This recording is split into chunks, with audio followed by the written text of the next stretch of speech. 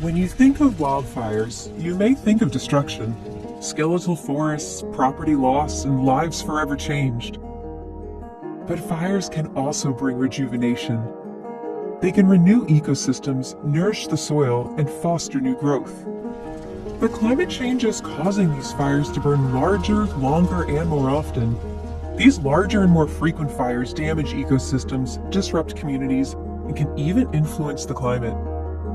So, understanding the basics of wildfires and how they're impacted by climate change is key to our ability to predict where and when fires are likely to occur, as well as remotely detect and track wildfires once they ignite, and ultimately mitigate their impacts on human health and the environment. This is Wildfires 101. The first thing you should know is that wildfires require three key ingredients: fuel to burn, the right conditions, and a source of ignition. But what does that actually mean? So fuel, like needles, leaves, or wood on the forest floor, is rarely a fire's limiting factor. And the conditions that are favorable for fire, like hot, dry, and windy days, are becoming more and more common as our climate changes. Under these fire weather conditions, fuels dry out and become more susceptible to burn. As for a source of ignition, well, most of the wildfires that NASA detects from space are started by people. Others, usually in the Arctic and boreal regions, are ignited by lightning strikes. NASA can track these conditions and inform land managers when an area appears prone to wildfire. Every day, NASA is able to detect thousands of new fires from space. Along with our partners at NOAA, we use both polar orbiting and geostationary satellites to get insight as to the structure and evolution of a fire. Geostationary satellites remain fixed in relationship to the globe, giving us new images of one hemisphere every 5 to 15 minutes.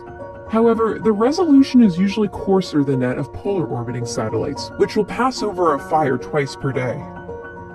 From over 500 miles above the Earth, these orbiting satellites will detect and characterize thermal anomalies, locations on the Earth's surface that are hotter than their neighbors that can indicate burning associated with new or existing fire events. Importantly, these instruments can detect fires at night, a time when wildfires typically lay down and smolder. Since the majority of large wildfires last for multiple days, the ability to track them both day and night is instrumental to helping land managers combat the blazes. But it's not just the fire itself that's dangerous. Wildfire smoke can travel for thousands of miles, having the ability to blanket large swaths of a continent from a single wildfire. Smoke from wildfires can reach high altitudes, between 3 to 6 miles, and travel with prevailing winds.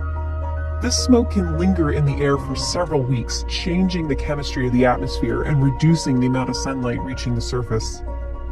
Smoke that gets trapped near the ground severely impacts the air quality in surrounding communities.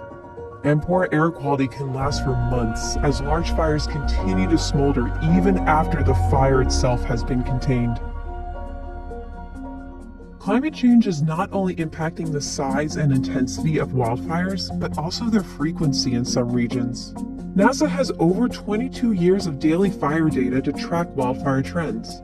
This is important to get a sense of how fire regimes, the historical frequency of wildfires in a region, are changing over time.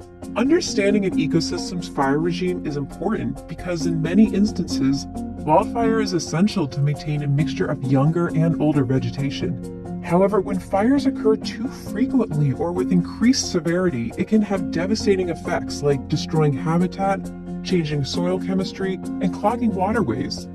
Not to mention releasing greenhouse gases like CO2 and aerosols into the atmosphere. NASA can study wildfire's impact on the landscape by measuring burn scars, as well as tracking vegetation loss and rate of regrowth.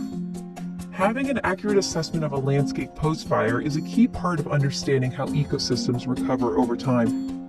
NASA's ability to not only track wildfires, but also the conditions that lead to them, is essential to our ability to mitigate their impacts. We're working with land managers and those on the front lines to give them the tools, including near real-time data, to help them make decisions to minimize the risks and plan for the future.